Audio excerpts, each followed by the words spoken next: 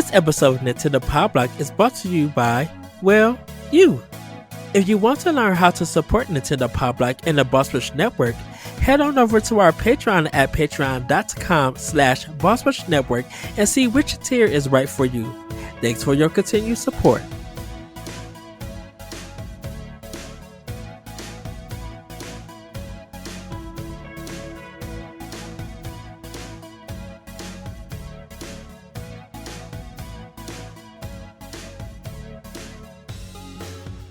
Hello everybody, welcome to Nintendo Pow Block here on the Boss Rush Network. I am not Eddie B. I am Corey Derrick. I am your co-host, but today I am your host, and I am your only host today. We had some scheduling issues, and some people couldn't jump on, and it's kind of late tonight, and it's gonna happen, right? I mean, we did say that some of our schedules are gonna change, and that's why Expansion Pass has kind of been all over the place, and this show is kind of all over the place recently, and we're working on it. You approach 400 plus episodes of a podcast, something is bound to change and bound to happen and bound to go wrong. It's not like you just have it all figured out and you're gonna, have it all laid out every week. And so everybody wish Ed some good feelings as he is, dealing with his work stuff. And, Ed, the show's not the same without you, for better or for worse. I'm just kidding. We love you sometimes. Anyways, so yeah, Nintendo Pow Block. If you're new here, hi. I'm not usually the host. I'm usually the secondary host here.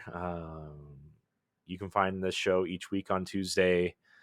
You can support us on Patreon if you want, patreon.com/Boss Rush Network, or you can go to bossrush.net for all of our content, subscribe to our YouTube channel, rate and review the show, all that stuff. I'm not going to go through all of it. This is probably going to be a little bit of a shorter show than everybody's used to, just because obviously I'm the only one here, and yeah, I just kind of want to go over a few of these news stories, kind of tell everybody what's coming out, and I will answer the questions that are in the Discord, because there are quite a few. Join the Discord, by the way. A great community there that talks about all kinds of things, not just games, but movies and toys and collectibles and all that stuff. I guess, this has been a busy weekend. Also, my son is sick, so that's been fun to deal with. And I'm not going to lie to you, I'm pretty sick too. So that's exciting. Really trying to staple my eyeballs open right now. But it's cool. I want to do the show for you guys, the listeners, the elite block agents, as Ed so charmingly calls everybody. My weekend's okay, though. I am very excited about some of these opportunities that we're getting. I'll get into it with what we've been playing, but some very cool things have been happening for us as a team the last few days, the last week and a half or so, actually. So I'm very excited about that. Also, Josh and Cordy, thanks for filling in for me last week. They did a great job talking about Shovel Knight's 10th anniversary, 10th birthday, and we are not going to leave this show without talking about that again, because they had their, what was it called, Yacht Club Direct or something, which I'm very excited to talk about in a little bit. Man, what a shout out to Yacht Club. I know we're friendly with them, and Celia is a friend of ours, and they've been on our show a couple times before, but I love Shovel Knight way before I even cared that much about Yacht Club. I'm going to be honest. Shovel Knight on the 3DS and the Wii U was awesome. It was one of the first games Ed and I ever, really kind of talked about, not on a podcast, but we just kind of talked about it in a Nintendo Facebook group somewhere, probably. So very excited to talk about that. Went over to my mom's today, my parents' house today, and we celebrated Father's Day and my mom's birthday. Cooked on the grill. I guess this is Snack Tendo, real quick. So we're going to talk about some food real quick. Grilled at my parents' house. That was fun. We had chicken kebabs with grilled peppers and onions, and we had some uh, asparagus, grilled asparagus, some corn on the cob, some burger sliders, some Italian sausages. Grilled all that stuff up. It was really good. It was really delicious. I'm a big fan of kebabs. Let me tell you, the chicken kebabs, just I love grilled onions and green peppers. It was something I used to just like be terrified of eating when I was younger, and now I love them. I love them as long as they're like crispy and cooked right and good. Um, if they're kind of soggy, and they're just like, yeah, no. But I want them like I want the black char on them. Get them real nice and toasty and crispy. I really like that. Chicken kebab's great. Uh, I'm not much of a red meat person, but the thing is with red meat is like I don't eat red meat really at all unless I cook it myself. I won't eat it at a restaurant. I don't get burgers from places. I don't like it. It kind of makes me sick, to be honest. So I have to cook it myself, and I don't know if that's just a mind thing or if something's really wrong with me. I don't know. I never really got it checked out. I really don't care to get it checked out because I don't eat enough red meat to care. But I seasoned up the sliders really nice and drowned them in spicy brown mustard, and that was great. And the sausages were chicken based, and they were also very delicious with the spicy brown mustard and the grilled onions and green peppers. So that was very tasty. Corn on the cob on the grill, though, by the way, you put a little bit of Lowry's seasoning salt and a little bit of butter in the foil with the corn and let it cook. Ah, delicious. I got to tell you. Ed, you're missing a good snack tendo here. I finally have something to talk about worth talking about, and you're not here. It's fine. I'm sure you'll listen to this episode and just text me the entire time you're listening to it because that's what you do all the time. And then we had some cake, which was fine. I've been eating like garbage lately. I was doing so good, and now I'm just kind of eating like garbage. I got to get back on track if we're going to PAX. I gotta get PAX fit. You know what I mean? I gotta lose some of them pounds. And who am I kidding? Who am I trying to impress there? Anyways, yeah. So that's my snack tendo. It was very good. I'm actually gonna eat some dinner after I record this because we ate at like 3, and then I thought I wasn't gonna be hungry the rest of the day, and now I'm kind of hungry. And since I'm recording this on Saturday night, I can eat up until 1 a.m. Um, that's the arbitrary time I gave myself on Saturdays where I can eat whatever I want. So that's been really good. I've been really obsessed with pizza rolls the last couple months for some reason. They're just quick and easy and delicious, and it's probably what I'll have after this, to be honest, because they're quick and easy and I can eat them really quick. So but let's move on to playing with power. Playing with power is what we've been playing over the course of the week. I was not here last week because I was playing Destiny 2 The Final Shape. I was reviewing it for Boss Rush, and you can read that review right now. And I'm working on some videos revolving around that as well that will go up on the YouTube channel at some point. I'm trying to make more of an effort to make YouTube videos. So hopefully those will start coming out at least once a week, maybe twice. It depends on timing. But I want to be really more consistent with that. But I have to thank Bungie for providing a code for me and becoming a Bungie creator. Last year was a big moment for me, and them providing me a code was kind of like a full circle moment because, as most people may know, maybe you don't know, my content creation and podcasting kind of career, quote unquote, started with Destiny. It was a Destiny podcast, and after we started that Destiny podcast, we started a gaming podcast, and then everything just kind of evolved from there. But started with Destiny and House of Wolves in year one ish. I guess 2015 was when House of Wolves came out. So yeah, I mean, I've been there since the beginning, since 2013 Alpha, the reveal at E3, and then the Alpha. And before that, in 2009, when it was teased / revealed in Halo 3 ODST. Destiny's been a big part of my life, and to review the final shape was awesome, and it did not disappoint. So thank you, Bungie, for providing that code. It was a pleasure to review the game. Something I could not have said last year during Lightfall. uh, my review only covers the campaign and the story missions that follow. It does not cover Salvation's Edge, which is the raid, or episode 1, Echo's first week. So it is just a spoiler free review, except for points that were made in the trailers and the marketing materials. So if you want to check it out, you can go to bossrush.net. It was the camp. It's, in my opinion, and I'm not just saying this because I love Destiny, I truly think it is the best campaign they've ever made, with the caveat that you've been playing since the very beginning, or at least since Destiny 2 started. I will allow that as well. There are so many threads, so many ties back to these earlier seasons, earlier expansions, earlier games, lore books.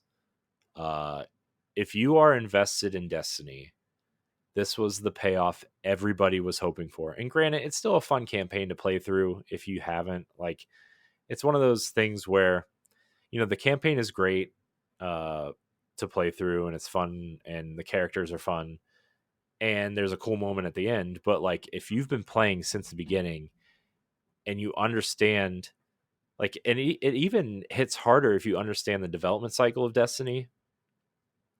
And I know this is a Nintendo podcast. I'm sorry, but I just want to get this out here because I didn't really get to talk a lot about it, except for on the Destiny podcast that I'm on, and no one's here to stop me talk about it this time. LaRon, I see you. See you. I'm just kidding. I love you, man. I even if you've been paying attention to like Destiny's development, right? Like, this campaign makes references to that. There's story points that there's jokes in it that make fun of Destiny 1's leveling system, year one's leveling system. There's a joke about the boots, about finding better boots, which nobody is talking about, and it's driving me nuts that nobody is talking about it. Uh, and I don't know why everybody missed it. It was funny. It's so funny, and nobody caught it.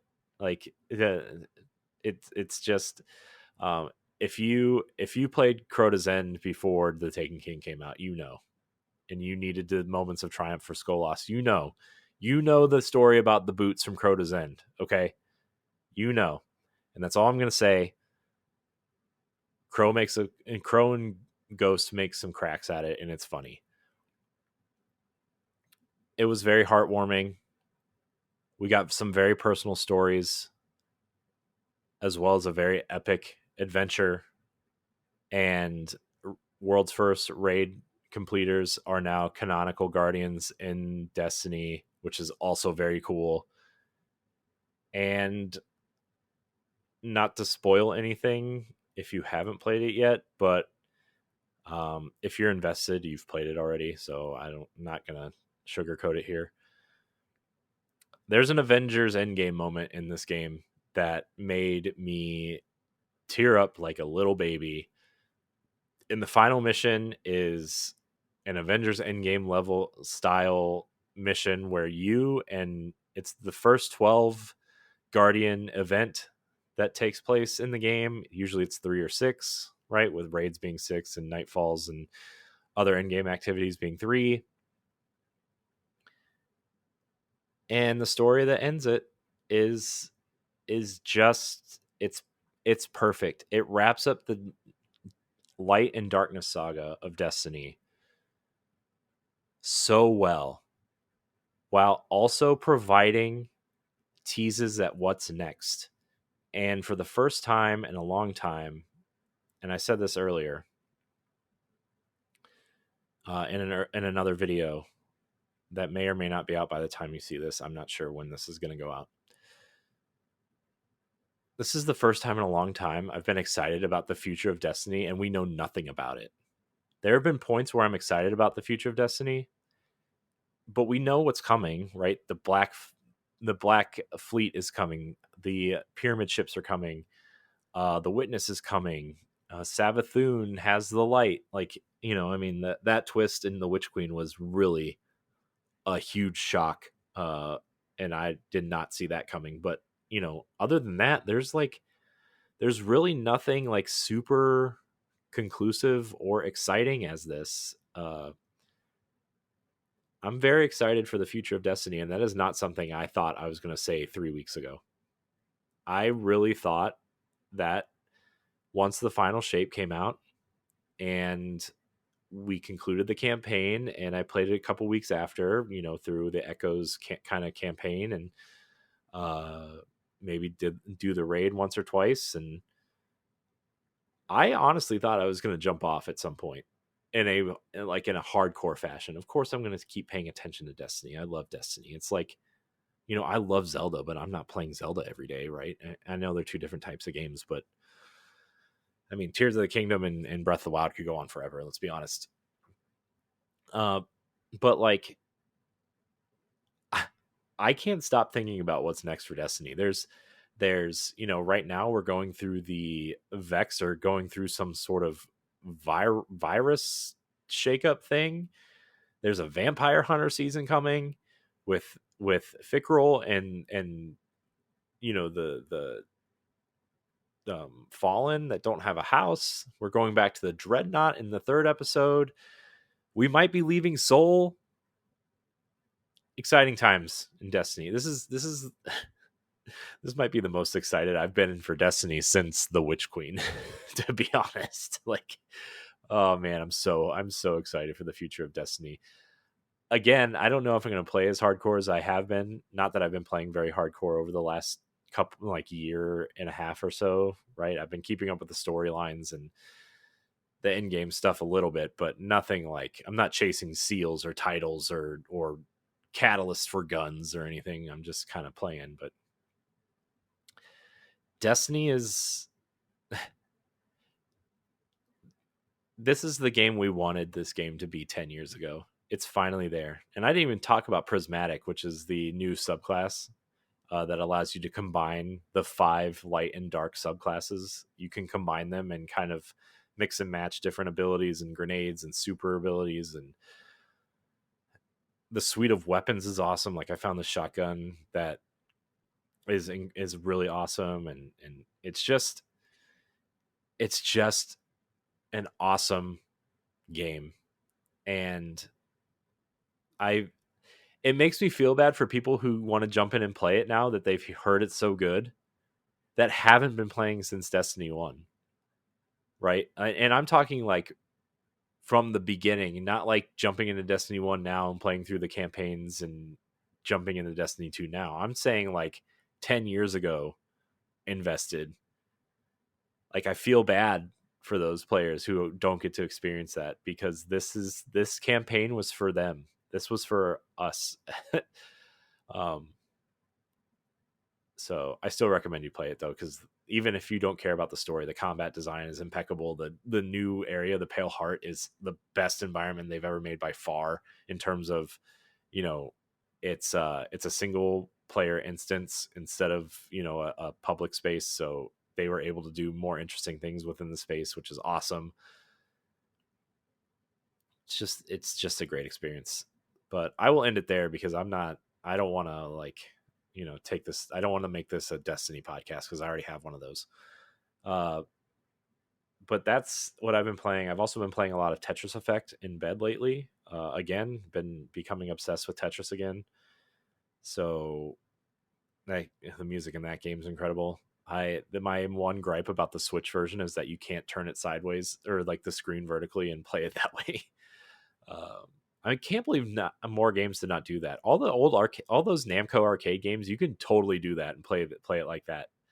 Um, and that would also solve the DS problem, right? For most games, I guess for like Zelda, like you had to shut the lid sometimes, but you can make that a toggle at some point, right? I think you can probably make that a toggle. But like I can't believe games did not do that more often. Anyways, Tetris Effect is good. I am also preparing myself for Xenoblade Chronicles. My journey through Xenoblade Chronicles will begin shortly, and we're also playing Paper Mario and the Thousand Year Door for book club. So that will be, I think it's July's game. Yeah, because it's June. Stray is June's game for patrons.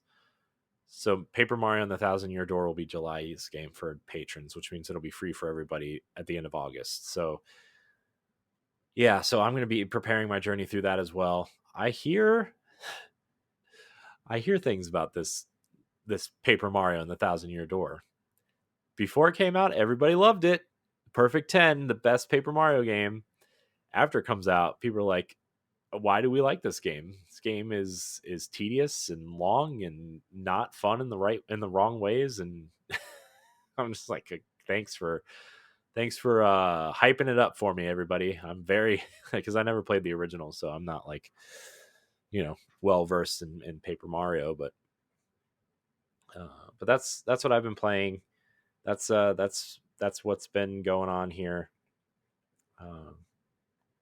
So read our reviews. Go to bossrush.net. A lot of cool things are happening. We're preparing for PAX West.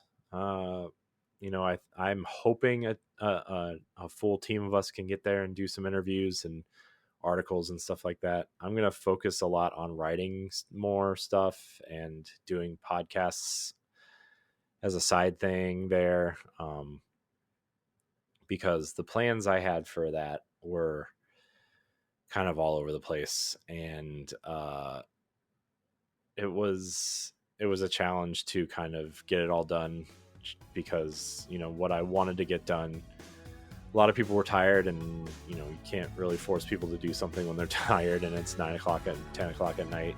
We got a couple podcasts in, but I have to better plan and prepare myself for that aspect as well. So PAX West coming up. If you're there, say hello. We would love to see you. If you want to see how you can become a Patreon producer, head on over to patreon.com/BossRushNetwork. The Patreon producers for this month are Adriel Munger, Austin Campbell, Celeste Roberts, Christian S., Sana Dierig, Francisco Santillan, Matthew Keel, and Todd Oxtra. Thanks for your continued support of the Boss Rush Network. But enough about that. Let's get into Fammy news. There's a lot of interesting stories this week, everybody. Whoa, gross. Let's start with there's a lot of stories. There's a lot of stories out there right now that are really. Well, I don't want to say a lot of stories. I want to say a few very, very, very important stories. So Summer Game Fest was this past week. So I want to talk about that. We're definitely going to talk about the Shovel Knight stuff. We're going to talk about some of these other things that are happening for Switch. So let's start with Summer Game Fest, I guess. So Summer Game Fest kicked off with Lego Horizon Adventures, based off of the hit Sony franchise Horizon. Zero Dawn and Forbidden West are the two games that are out for that on their PlayStation exclusives. Guerrilla Games developed those. Very, very, very central to the PlayStation ecosystem. It's one of It's actually, I think, Sony's second or third best selling franchise since the PS4 launched, um, which is incredible for a game like that. I love Horizon. It's my only platinum trophy. That first one is my only platinum trophy on PlayStation. Not that I play a lot of PlayStation games. Uh, if I'm playing a game like that, it's usually on Xbox. But anyways, Lego Horizon Adventures is coming to PlayStation 5, not PlayStation 4. I'm shocked that it's not coming to PlayStation 4. PlayStation 5, PC, and Nintendo Switch. Day and date. This fall. I want to say, was there a release date announced for that? Let me open the story and find out. I think it just has a generic holiday 2024 release date. But it is a Lego version retelling of Horizon Zero Dawn. Man, I hope we don't get creepy baby Aloy. uh, it is very it's very cute. I'm very excited for this. I cannot believe that Lego Horizon is coming to Switch. Uh, but here's my take on this story. PlayStation is such a it's the and I know this is a Nintendo podcast, but just hear me out, everybody. Nintendo has kind of positioned themselves as the console for everybody, right? I think PlayStation, either intentionally or unintentionally, has positioned themselves as a premier brand, as a Apple style brand. This is where you come to get premier single player experiences like Horizon and The Last of Us and God of War, and these are all aimed at adults. And I mean, they have a couple kid centric things. Astrobot is probably going to be very kid friendly. That game looks really cute and fun. Ratchet and Clank is pretty. I don't know. I go back and forth if Ratchet is actually kid friendly or not. I mean, I think it's like preteen friendly, right? I mean, there's a lot of jokes about farts, and I mean, look at the title. Just look at the titles of all of the games alone, right? I mean, Rift Apart is clearly ripped apart, and Going Commando and Up Your Arsenal and you know Quest for Booty. Come on.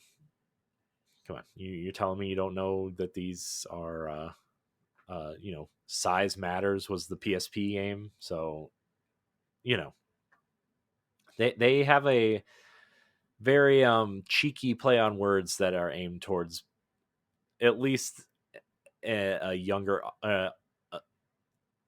a preteen audience that would find those names hilarious. Which I'm gonna be honest, when the PS2 came out and those started coming out, and I was like 14, 15, it's hilarious. Going Commando, that's hilarious. That was a big term when I was growing up. For it was really funny.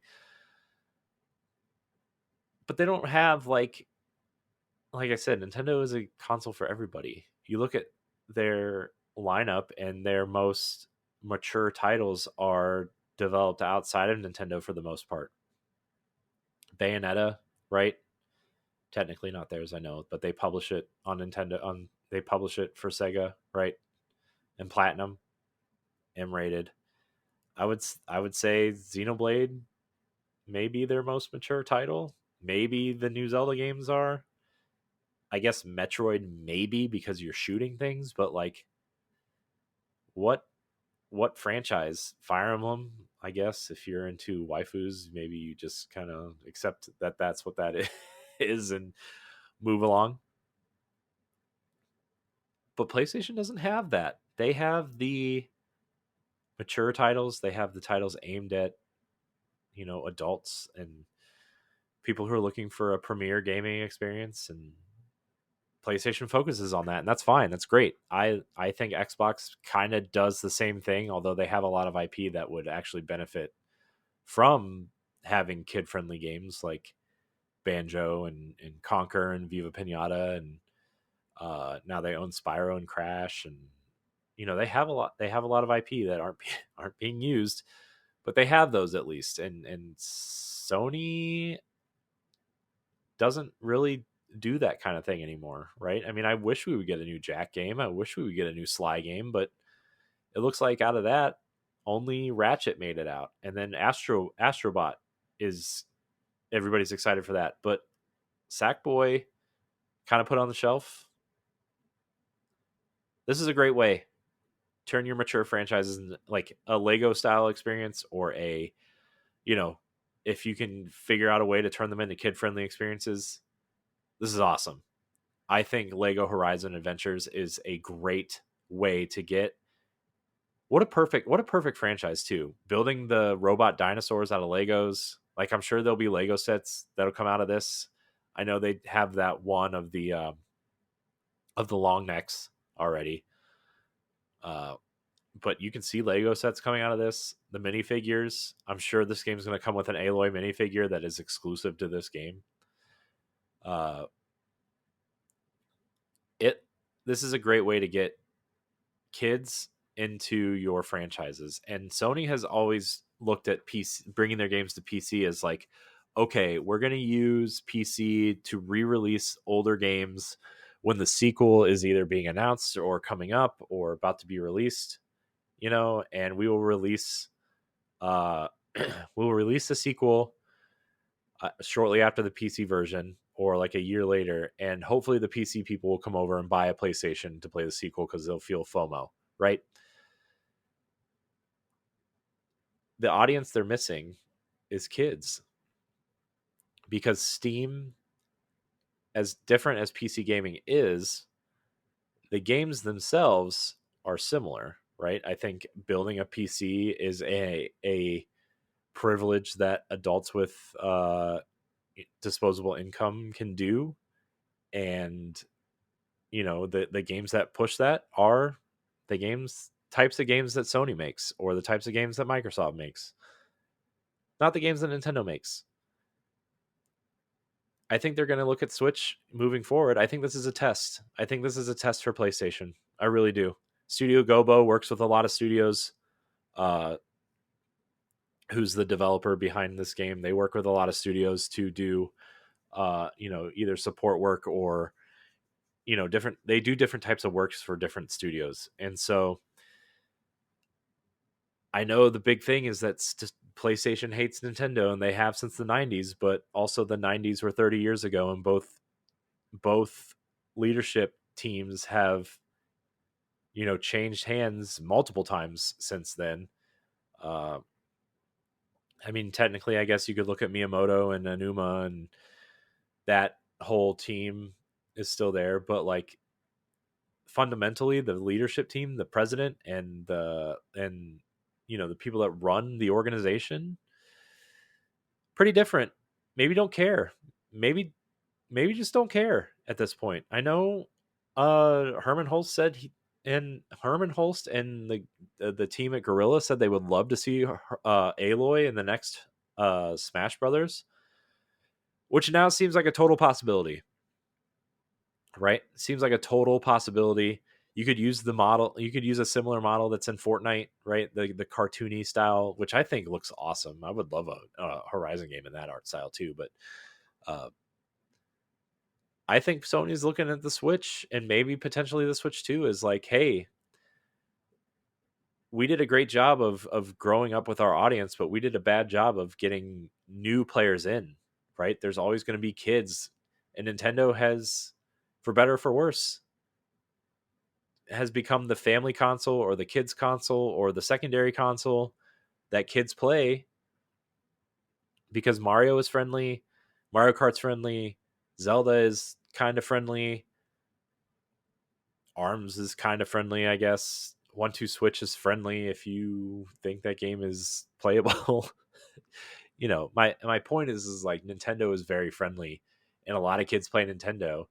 And if you want to get people into your ecosystem, you may have to sacrifice an IP or two, but this is how you do it. You create a separate game that is kid friendly. What's more kid friendly than a co-op Lego game set in the world that you've built already? This is a great idea for PlayStation. I am shocked that they're doing this, but it is a great idea for PlayStation. I cannot wait to play Lego Horizon. Um, and I'm going to play it on Switch because I think that if you want more Sony games on Switch, this is what you have to do. This you have to support it on the Switch. Um, and I'm not saying like put Uncharted on Switch. That's not what I'm saying. But I would like to see Sackboy's Big Adventure on Switch someday. I would like to see Astrobot on Switch 2 someday. I think that'd be awesome. I think that'd be great. I think they could look at Switch the same way they look at Steam. Oh, you like Lego Horizons? You want more Horizon? Come buy a PlayStation. This is what the game really is. Okay? Here's Aloy. Here are the real robot dinosaurs. Here's the story. You want to play it? And I think them retelling the story of the first game in this Lego game is the smartest thing they could have done. Because now they can say, hey, that Lego game you played, here's the real version of that story, and you can play it right now. And it's PlayStation 5 enhanced with the patch that's 60 frames a second, 1440p. It's perfect. Great idea, Sony. I think that's the best thing they could have done. Yeah, it just has a holiday 2024 release date. So that is that. Let me pull up. Stephanie wrote a great article, a recap article of Summer Game Fest on Boss Rush. Let me find it so I can give you more information. I figure if we have an article on the website about it, we should probably use it. Summer Game Fest. Nope. Let's see. Where is the Summer Game Fest? Summer Game Fest, Alan Wake, Twisted Metal first. Oh, that's last year. Is it Summer Game Fest or Summer Games Fest? There's too many different titles on here. We gotta figure that out. Summer Game Fest. The logo says Summer Game Fest, so that's what I'm gonna call it. But I guess it would be under news. So let me look under that. Anyways, I want to say that this is Summer Game Fest was weird this year. I just all these conferences were weird. I'm not sure if I enjoyed them really at all. I mean, I enjoyed them, but like if I didn't watch them, which I didn't really watch Summer Game Fest to be honest, I just kind of you know whatever. um, so where is it? I thought we had a recap article on here. Let me go down through here. I thought the for me the type of games that I like to play, I thought the Ubisoft one was the best one because I think Assassin's Creed Shadows looks awesome and I think Star Wars looks awesome. I think Star Wars is going to be incredible. Star Wars is going to be awesome. Star Wars Outlaws, that's not coming to Switch, but it looks really great. I can't wait to play that. It has the Starlink tech in it where you fly from planet to planet, which is cool. Uh, so I don't see the recap on here.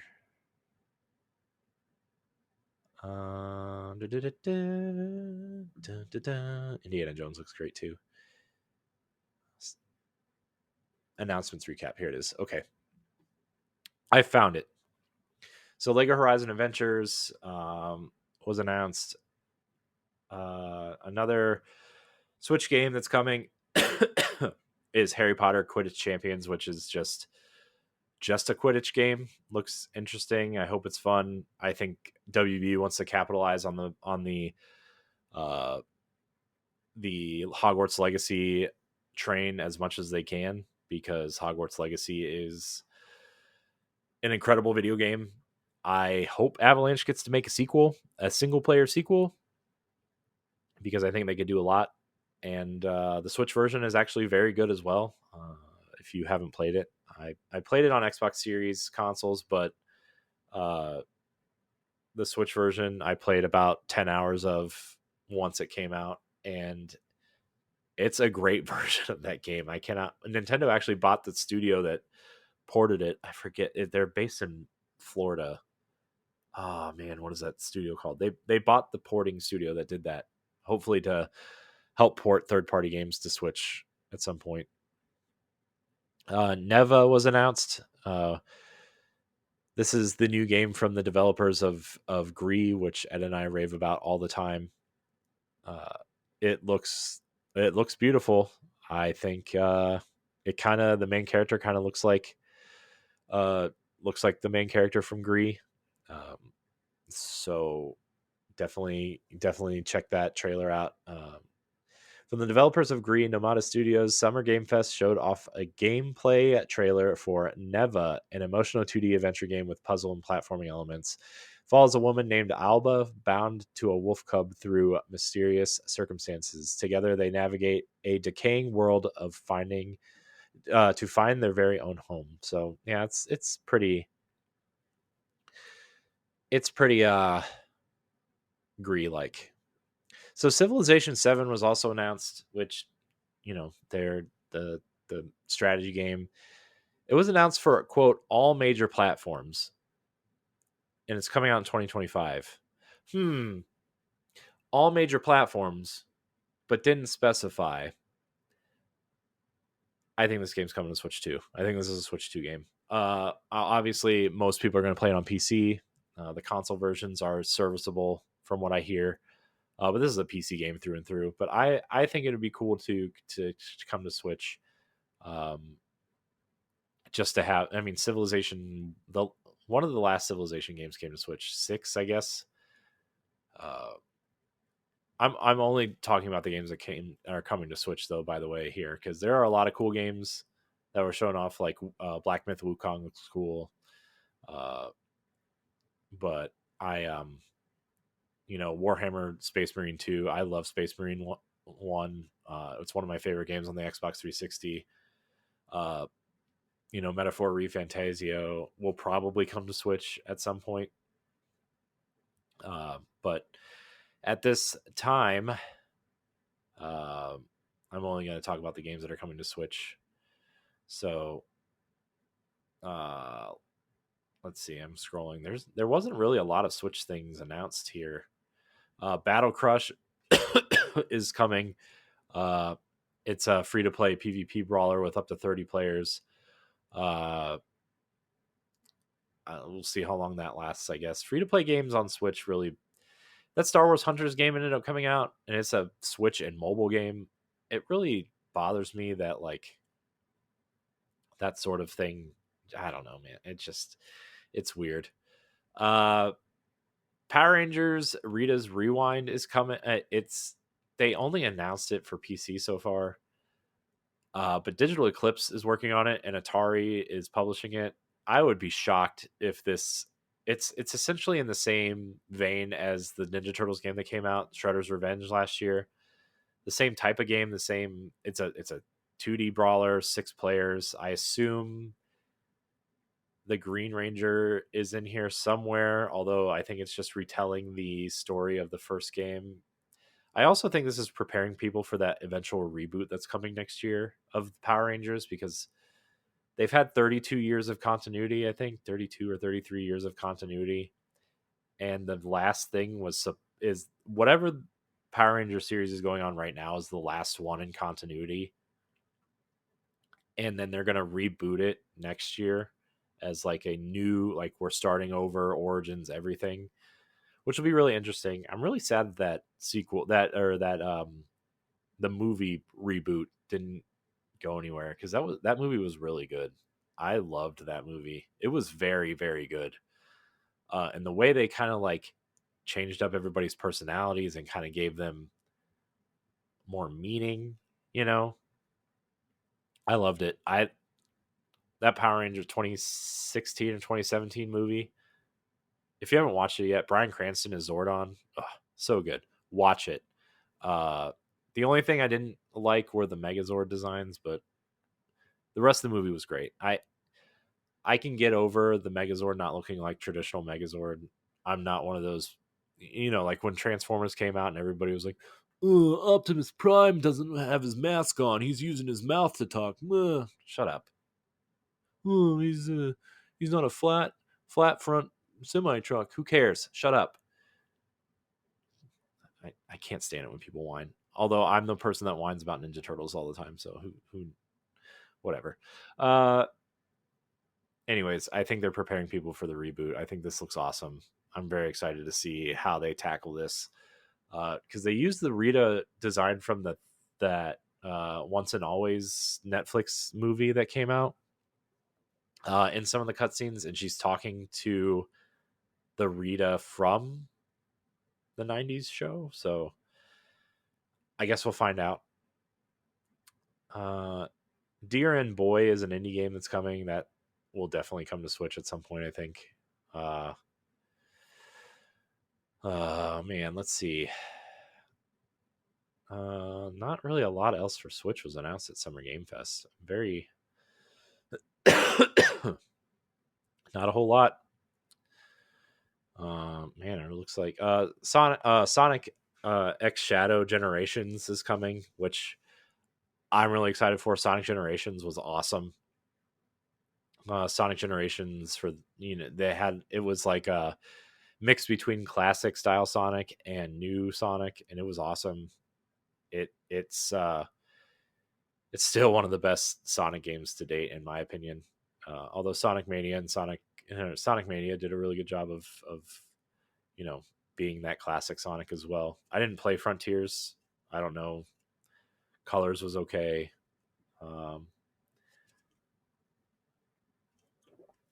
Sorry, I was taking a sippy sip, if you will. So that's cool. I think Sonic Sonic X Shadow Generations looks awesome. Let's see. I know everybody's excited for the Alan Wake Night Springs DLC. Also, the physical editions, which I think is also coming to Xbox Series X. It's only listed as PlayStation 5 in this article, but I think it's coming to Xbox as well. I might be wrong. I know Limited Run is publishing it, and they don't like to publish Xbox games. They don't like to do a lot of things.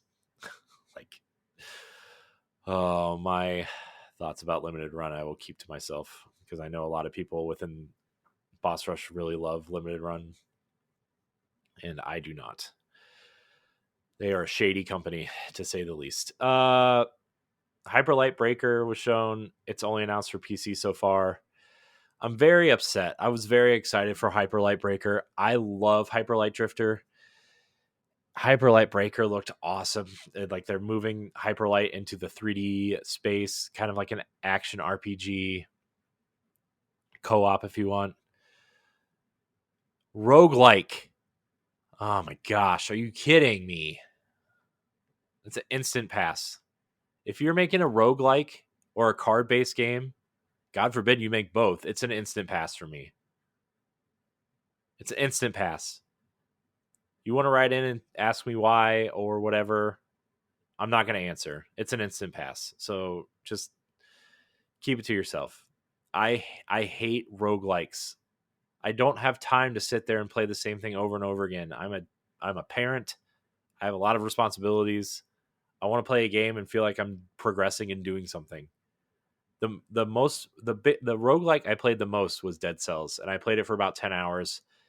And I only played it because we were talking about it on a show at the time, and it was one of the first games I ever covered professionally, quote unquote professionally, I guess, as a member of the media. I don't want to say a journalist because I'm not a journalist. I don't think any of us are journalists. But man, I hate that this is a roguelike. Oh, it frustrates me beyond belief. It frustrates me. It looks cool, but I'm not going to play it. I'm just not going to play it. I'm sorry. I'm glad we got Solar Ash, which was the follow up to Hyper Light Drifter. So, let's see here. Valorant is coming to consoles. I don't think it's coming to Switch. It might come to Switch too, though. And that's it. that's Summer Game Fest for you. The other games that I was kind of excited for from Summer Game Fest, I guess, were let's see. I'm just gonna scroll. Some Star Wars Outlaws is probably my most anticipated game for the rest of the year, followed by Assassin's Creed Shadows. I think those games look awesome. Uh, Warhammer Space Marine 2 looks cool. I will definitely be checking that out.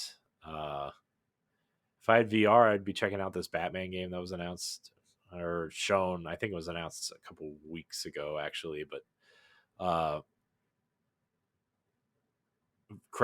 Roger Craig Smith will be voicing Batman in this, who I think voiced Batman in the Arkham Origins game, I want to say. Uh, so that's cool. VR is weird. I I don't know. I'm not gonna dive into that right now. This is a Nintendo show, everybody. Um, let's see here. I know people are excited for Blumhouse games. I don't even know what that is. Um, I'm I know it has something to do with movies. I don't know what that means though. So I'm not a movie person. Somebody can explain it to me, I guess. Uh, let's see here. What else? I think that was kind of it. Oh, the First Descendant looks kind of cool. Uh, coming to PlayStation 5 and Xbox Series consoles looks cool. It is a looter shooter. Has a lot of really dynamic visuals. I don't know how much I'll get into it because I already have my looter shooter. I feel like if you're making a game as a service or a looter shooter or something at this point, and you're not called Destiny or Borderlands or the Division, why? I'm not trying to sound mean, but just why? That's all I have to say say about that for now, I guess. The Kunitsugami Path of the Goddess was announced last year, but they showed it at Summer Game Fest this year. It's coming to Game Pass in July. That game looks cool. I thought it was Onimusha when they showed it off, which would have been really exciting. Oh, my nose. Skate looks cool. I liked the original. More of a Tony Hawk person, but that first game was cool. Monster Hunter Wilds looks incredible, although I don't really care for Monster Hunter all that much. Maybe this will be the one that draws me in. Phantom Blade Zero looks kind of interesting.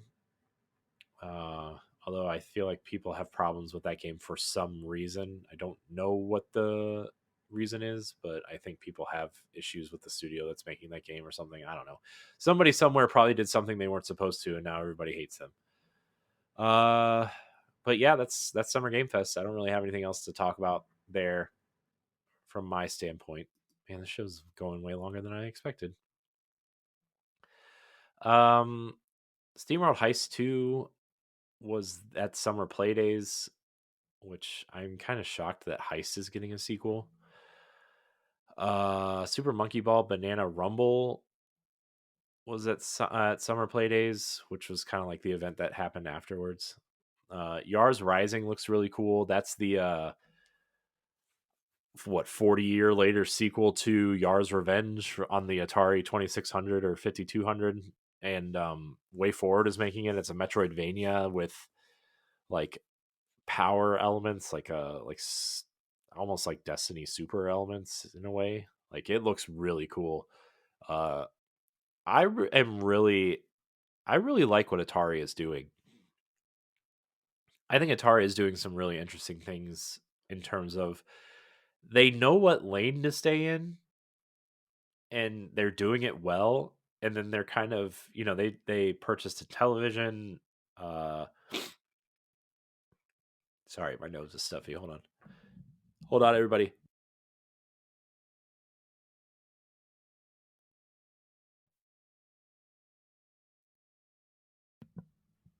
Sorry, I muted myself. I My nose is really stuffy. I'm getting really sick. It's okay. We're gonna push through, everybody. Pushing through. Um you got, I think this game looks really cool. Atari is doing some interesting things. They're bringing back retro brands, and they're purchasing retro brands that are, uh, they're kind of focused on this single A slash retro aesthetic lane. Um, you know, in television, they just bought that brand. They brought back, what was the brand they brought back? Hold on. I went to their website to find this out. I know this. I know this. They the brands they brought back. Oh, Infogrames. They're bringing back as a publishing label, uh, which is going to kind of publish what was Infogrames publishing? They bought them for a specific reason. Infogrames. Uh, Sorry, I'm trying to figure this out on the fly here. I remember, but I forget. Uh, Infogram's purpose is to acquire IP and publish games across multiple genres that fall outside the core portfolio of IP associated with the Atari brand. So, uh, it looks like they're going to be uh, kind of doing certain publishing of, like, if Atari sees a game that they think looks really interesting, they'll publish it under Infogrames. Atari has some really interesting IP, like Lunar Lander. They just released. They're releasing their Recharged brand of games, which are like uh, kind of HD reimaginings of the Atari 2600 games. They own Digital Eclipse, which does a lot of, like, retro collection style games. Like, they do a lot of classic games, like the Ninja Turtles Cowabunga collection. They did Atari 50. They did the Castlevania collections. I'm pretty sure they did the Mega Man collections. They do a lot of interesting, cool things. Digital Eclipse is a smart get for them. uh they own Roller Coaster Tycoon again. And then, they're doing stuff like um they're doing stuff like Yars Yars Rising, which is super cool. They just released Lunar Lander Beyond, Neo Sprint, which is like a classic arcade racing game. Uh, they just released a reimagining of Haunted House. They, they're doing a lot of cool, interesting things. I am fascinated by Atari right now. They really, I think for the first time in a long time, people are taking them seriously. And yes, they just released their classic kind of Atari VCS, which was kind of a joke for a long time. Uh, it's actually kind of an interesting console. It's just $300. If it was like $150, I would consider getting one. Uh, they released the Atari 2600 Plus, which is like their version of those Nintendo Mini Classic consoles, but it's a full size Atari deck that you can play old cartridges in, or you can buy reissued cartridges that they are selling for $20 a piece, and you can play those. And it's HDMI out or composite out. Uh, it's a classic Atari. It's really cool looking. It's got the wood finish on the front. It's very cool, very, very cool. They're doing a lot of really interesting things, and I'm excited to see where Atari is headed. Uh, they did a really cool color um, puzzle game, which was really cool. Combinera, I think, is what it's called. That game was awesome. That's on Switch. So, enough about me talking about tangenting on Atari. They're doing a lot of really cool things. Also, at a summer game play days, whatever it was called, uh, or the Rogue Prince of Persia, which is being developed by the Dead Cells developers, Motion Twin. It's essentially Prince of Persia Dead Cells. It's a Prince of Persia roguelike, and I guess for, if you like Dead Cells, there you go. Ubisoft, I guess, did a smart thing. Um, UFO 50 is finally coming out on the 18th of September, which is it's PC only right now, but It's there's 50 separate video games on it made by a bunch of developers that yeah, it's cool. It looks interesting. I think people will enjoy that. Again, it's PC only for now, but I can't see it not coming to Switch. These are all it would be perfect. It would sell a ton on Switch. Um, what does that say? It would do buku bucks on Switch. So that's Summer Game Fest. The Xbox showcase. I don't want to talk too much about Xbox here because A, we talk about it all the time, and B, I know people have written in and said they're tired of hearing about Xbox on a Nintendo podcast, so I won't talk about it too much here. I think that summer showcase looked really cool. I would expect Doom: The Dark Ages to come to the second or the new Switch at some point, Switch 2. It looks really good if you're a Doom fan. Uh, if you have been listening to the show for long enough, you know that I played through Doom on the Switch when it came out, and that was an interesting experience. And I still actually really like Wolfenstein on the Switch. Wolfenstein 2 was really good on the Switch. Um, but I expect that to come to Switch. I expect some Xbox games to start coming to Switch. I know Call of Duty will end up coming over uh, starting next year, I think. So you can probably expect maybe Black Ops 6 to be a launch title. To be honest, if it's coming out, if the Switch 2 is coming out in March, like everybody says it is, I would expect Call of Duty to be a launch title there. Trying to think of what else was there that would make sense to come to Switch. State of Decay 3, maybe. State of Decay is huge. Um, I would expect Psychonauts 1 and 2 to come to Switch 2 at some point. Shocked they didn't come to Switch 1, to be honest. I'm trying to think. They ended on Gears, which I have opinions on. I'm a huge Gears fan, and as much as I love Marcus and Dom, their story is over.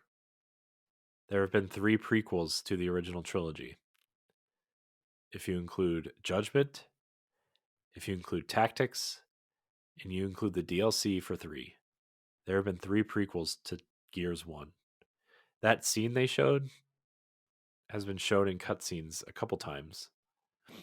Maybe not that exact one, but E-Day has been shown. And so I'm really disappointed that it seems like they're rebooting Gears and like in a way. And I want to see what happens with Kate's story.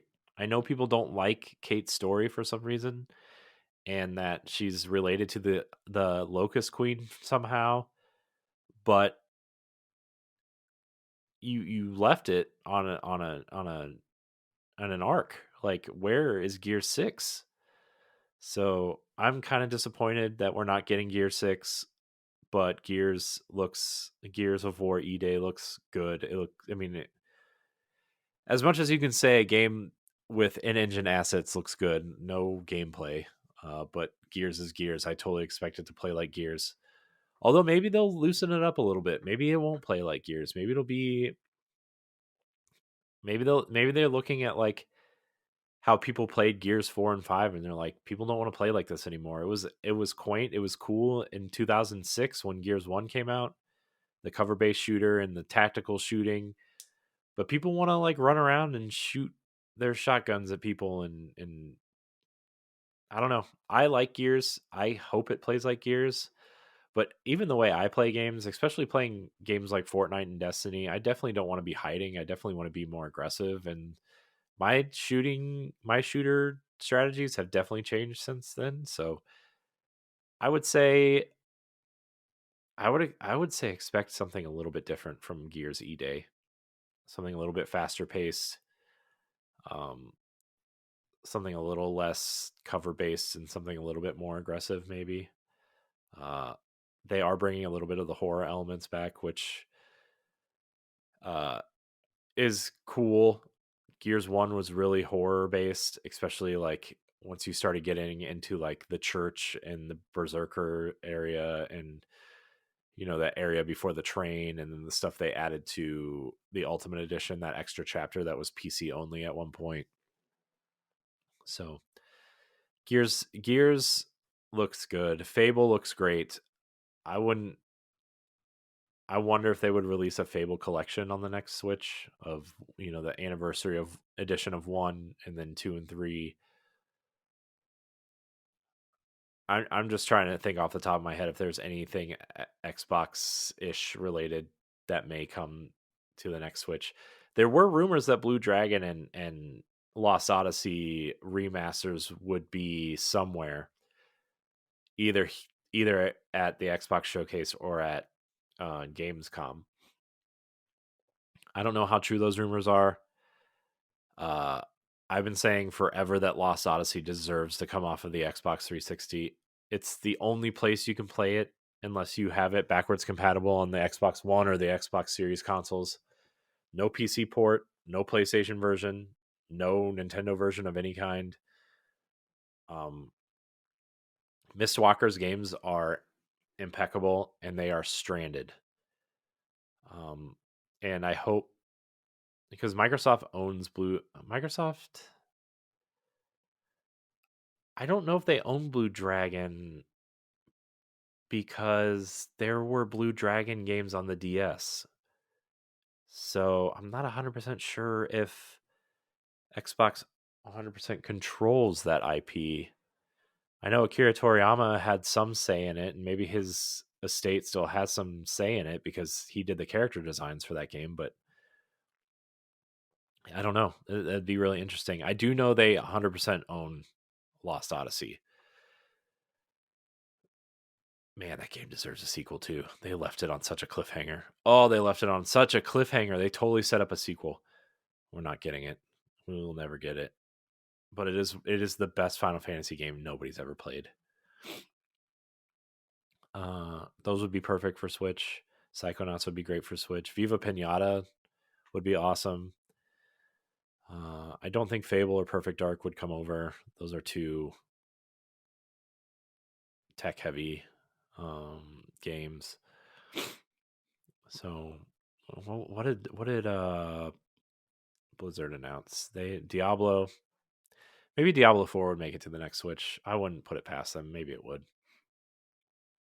I think is Diablo 4 on last gen? I don't remember if it was or not. Um, but I don't know. Diablo 3 was a huge hit on the Switch, so I wonder if they would try at some point to get it there. Uh, yeah, so that's where I'm at right now on the Xbox showcase. It was good, not great. These are all things that we've seen before and are finally getting release dates. I think Indiana Jones will make its way over to Switch 2 at some point. Bethesda really seems, at least, whatever. They've released games on the Switch before. Doom and Doom Eternal are on the Switch. Wolfenstein 2 and Youngblood are on the Switch. I wish they would have released the first one. Uh, but I wouldn't put it past them to release Doom, The Dark Ages, and Indiana Jones on the Switch as well. And if Nintendo gets their internet stuff together, Fallout 76 and Fallout 4 and Elder Scrolls Online would be great titles to have on the go, in my opinion. Uh, but that's the Xbox showcase. There's not much else there I should talk about. I don't think at this point. So, let's see, what else do we have to talk about here? We have Shovel Knight. Yacht Club Games Presents is what it was called, not a direct. It was Presents, and very cool, very very cool. So they announced, new merchandise, live events, cameos, and more for their. This breakdown is on Nintendo Life, by the way, that I'm reading. Very cool new things coming to the games that are currently in out there now that they're supporting, which is what Shovel Knight Dig, Pocket Dungeon. Those are the 2 games they're supporting. I like Pocket Dungeon. I don't care for Dig, mostly because Dig is a roguelike. Again, I can't. I can't. I'm sorry. I love Shovel Knight so much, and I tried really hard to play Shovel Knight Dig. I tried really hard. Mechanics are nice. They're great. It feels just like Shovel Knight. But I can't. I can't with the roguelikes. And I know that I am in the extreme minority of that. And I don't fault Yacht Club for making a game like that because people love them. But I can't. I love Shovel Knight to death. Shovel Knight is one of my favorite games in the past 20 years. And Spectre of Torment, that expansion is like probably a top 5 platformer ever, in my opinion. But man, cannot do the roguelike thing. They showed off more Mina the Hollower. It still has a TBD release date, which is kind of, I don't want to say it's worrisome, but I feel like that game's been in development forever. Uh, Especially because um, it was supposed to come out at the end of last year and it never did, right? And now they're just kind of pushing it, which, look, I want them to take their time because I want these games to be great. And I'm not one of those people that needs to have every game right now. Uh, but I just feel like Mina's been in development for a while, and I hope everything's going all right with that game. Like I said, we are friends with Yacht Club. Boss Rush is friendly with Yacht Club. Full disclosure there, but I just crapped all over Shovel Knight Dig, so you know. So there's the Pocket Dungeons getting the Paradox Pack free DLC this summer. Shovel Knight Dig is also getting free DLC called Wicked Wishes, which is cool. And then the best announcement, the one we've been waiting on for, oh god, I don't know, 5 years, 6 years. A new mainline Shovel Knight game is in development, and I'm very excited. I wonder what they're gonna do because I remember a long time ago, and I think it was like an IGN interview at some point. They said they were going to take Shovel Knight through the ages, so it was going to be like they're I don't remember if it was like a joke pitch or whatever, but they were going to do like NES Shovel Knight, which is clearly what we got, and then Super Shovel Knight, and then Shovel Knight 64, and then you know move their way up through the ages. But even if it is just a Shovel Knight sequel, I would be okay with that. I'm just glad they're making a new proper Shovel Knight sequel. And then on top of that, they're doing Shovel Knight Shovel of Hope DX, which is the DX treatment to um, the original game. So there's going to be all kinds of cool cameos, and you can play as 30 something characters through the campaigns, and they all have different moves. And there's the multiplayer games, and then there's the Ghost multiplayer stuff, and they're adding all kinds of cool things to it. I'm very excited. I'm very excited for Shovel of Hope DX and Shovel Knight sequel. I was going to call it Shovel Knight 2, but I don't think that's what it is. I'm very excited. I'm very excited for the future of Yacht Club. I think they've done some really interesting things. I liked most of the DLC for Shovel Knight. I didn't care for Plague Knight's DLC. King Knight's DLC was good, but not great. Spectre of Torment is the best thing they've ever made, period. End of discussion, in my opinion. Like I said, it's like a top 5 platformer for me of all time. I love the mechanic where you kind of use your scythe to swing from things. I love the movement. I love the combat. It's awesome. And then obviously Shovel Knight is what it is. Shovel Knight is great as well. The thing with the Plague Knight DLC is I think I just didn't understand how to play it. I couldn't time my jumps with the bombs. And I got really frustrated, and I tried for like, I don't know, I probably tried for like a good 20-30 minutes on trying to time my jumps with the bombs, and I just couldn't do it, and it was really annoying me, so I just stopped. Maybe I should go back and play that to get ready for whatever's next. Maybe I just was playing it wrong. I don't know. I couldn't figure it out though. I really liked King Knight though. Uh, I wish I still had my Spectre Knight shirt. I loved that shirt, but and the neck got all stretched out, and then I don't know. I gained a lot of weight, and so it didn't fit anymore. So I think I donated it somewhere because I didn't think I was ever going to lose any weight again. Whatever, it's fine. So that's the Shovel Knight stuff. Man, my nose is really like my nose. It hurts. It's so stuffy. Powering through. Here we go. Let's see if there's any other news. Like I said, this kind of didn't get sprung on me, but I just didn't have time to write the doc up, and so let's see the Ubisoft forward. Anything there? Oh, Prince of Persia: The Lost Crown is getting the Divine Trials DLC, which is out now actually, and then there's going to be story DLC this fall. Uh, that game is awesome. I highly recommend it. It doesn't matter what platform you have. I just really, really, really recommend that game. It's so cool. Uh, definitely try it out. Um, I'm trying to see if there's anything else that's worth talking about from the Ubisoft thing. I don't think. I mean, Just Dance, I guess, but I think I think that might be. I think that might be it. Uh, Man, Indiana Jones looks so good. Oh, I bet Life is Strange is coming. Double exposure. I bet that comes to Switch at some point, which is the new Life is Strange game that is stars Max from the first game. But I think that's it. So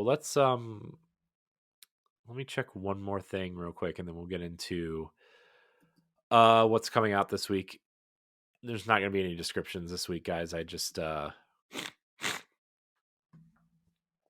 Ugh, I just didn't get to the point to write them down, so we'll just go over the games. I think let's see, any news here. I By the way, shout out to Nintendo Life because they have a really great news. Like you just click on news and it's just there. It's just there. Um and it's just really nice. So I'm gonna take another sip here, everybody. So if you take a little bit, don't check your phones. Maybe check your phones. I don't know. Here's your break. Here's your intermission, I guess. All right. Caffeine is very good for you at 11:48 p.m. Uh, Final Fantasy 14 online director would love to see Square Enix MMO on a Nintendo platform.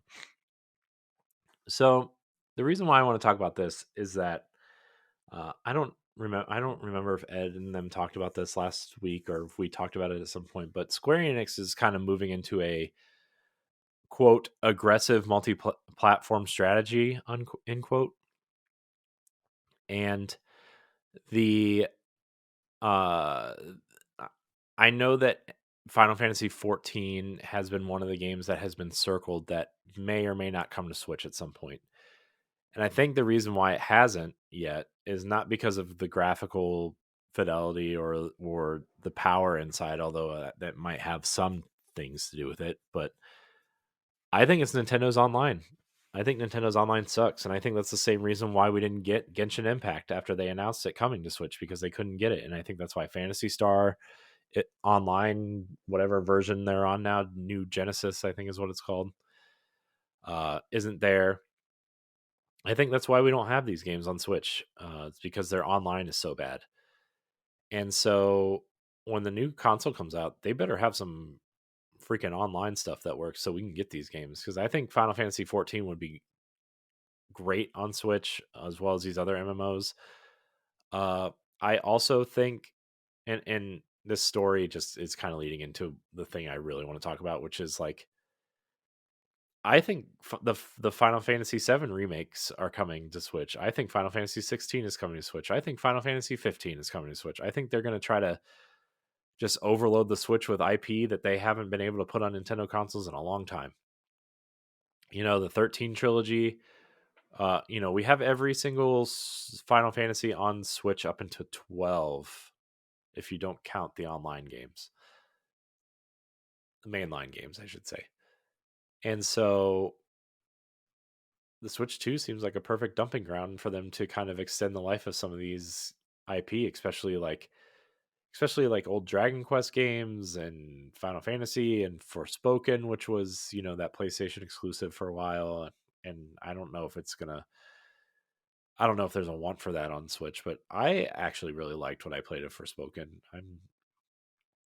I am not a real gamer though. I like bad games. So I think Final Fantasy 14 would be great. I know I have whatever version is on the Xbox Game Pass. They gave us a version of some sort, but I don't really know what it is. Um, and so I think having this on the go, or portably, or if you got if a group of friends is playing at like a, I don't know, in like a dorm room or like a lunch table or something, like I think this would make a lot of sense. I think a lot of these companies are seeing the appeal of a handheld device, which is why I think Sony is experimenting with the Portal. And I think Sony and Microsoft are both going to come out with a handheld in the next 18 to 24 months. I think Xbox will be out first, because Sony is kind of focused on their pro console. But I think in the next 24 months, you're going to see that. And I think you're going to see maybe not exactly the Switch, right? One device, but I think you're going to see two devices per. You're going to see two SKUs per generation now, and one of them is going to be the TV box, and one of them is going to be a handheld box, and they're both going to be optional. I think, optional in quotes. Uh, but in terms of Nintendo, I think they hit, and they know what they have, and if they can get the next Switch out before. I was actually kind of shocked that Xbox didn't announce their handheld, because Phil Spencer's been hinting at it for so long, and they said they were going to have hardware announcements here, that they didn't announce their handheld. I am shocked. And the only reason why they didn't, I think, is because they're launching their next generation early, and and instead of a Series S console, they're going to launch a handheld with their next box. That's my opinion. I will probably be wrong. You can mark it down. Um, where was I going? Sony. I think you're going to see another handheld PlayStation, and I think PlayStation 4 is going to be the baseline. Uh, where as long as it runs at PlayStation 4 or higher, you're going to be able to maybe run it on this console or this handheld, and they'll just have like upgradable, versions of it moving forward.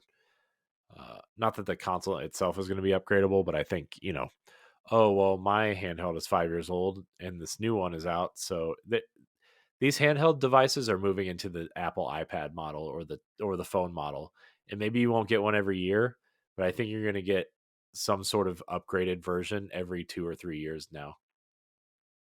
Uh, and I think that would be really smart, especially because like there's only so much you can do in a handheld device to make it at least look more appealing, right? Like a 1080p screen. I mean, the Switch OLED is a 720p screen, and look how gorgeous it is. And it's,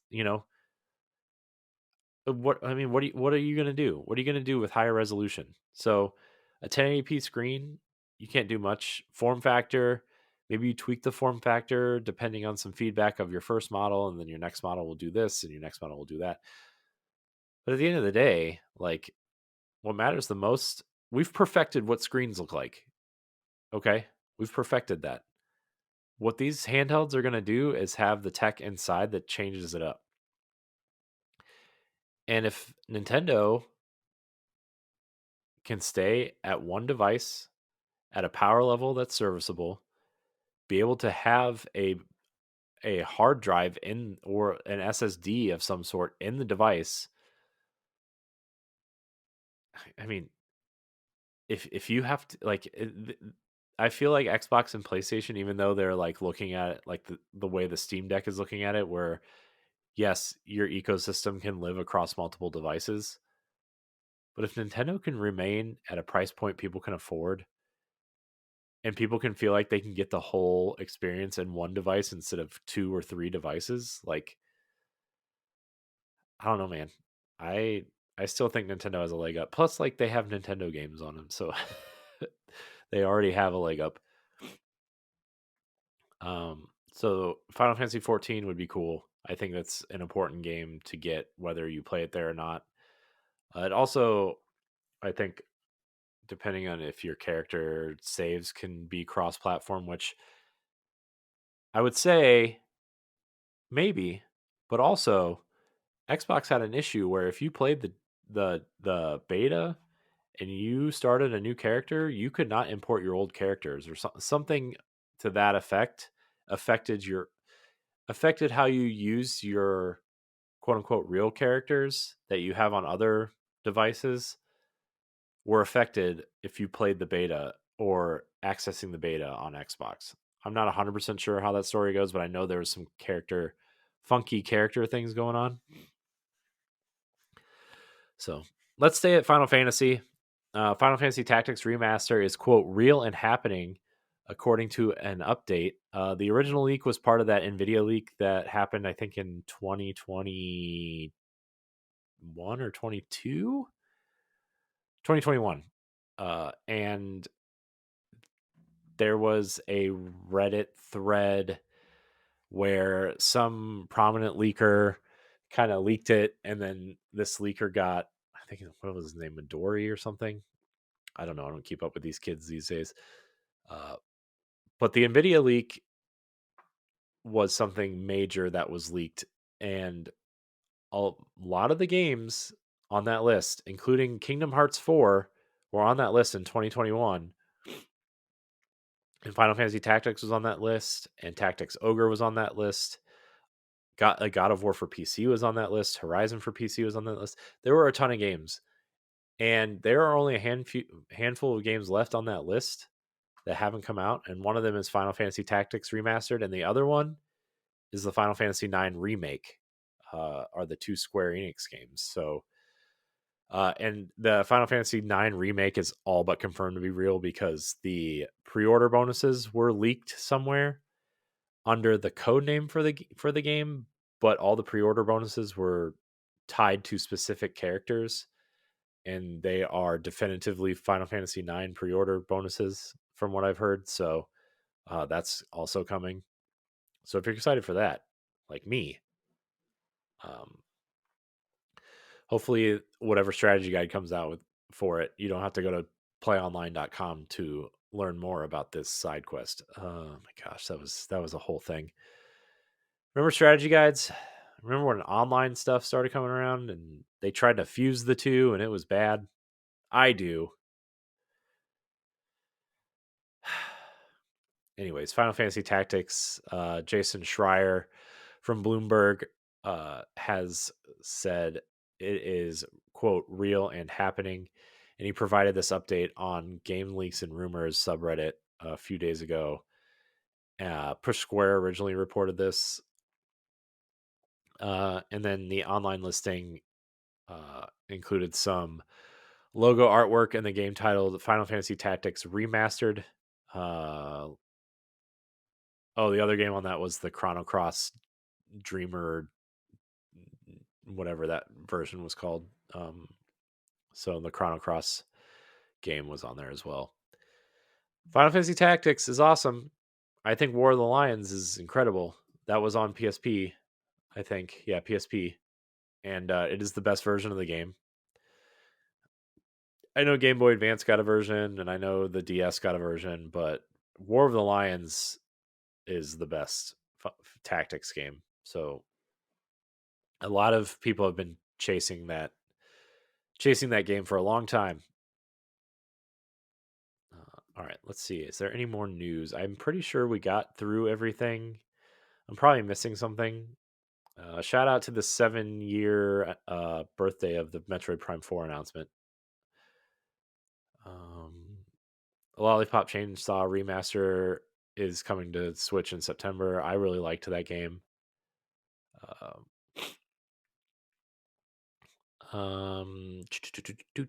Developer M2 wants to bring more games to Switch. They did the Castlevania Advance Collection, Legend of Mana, a couple other things. That's not really news though. I think that's it. I think we did it. News is over.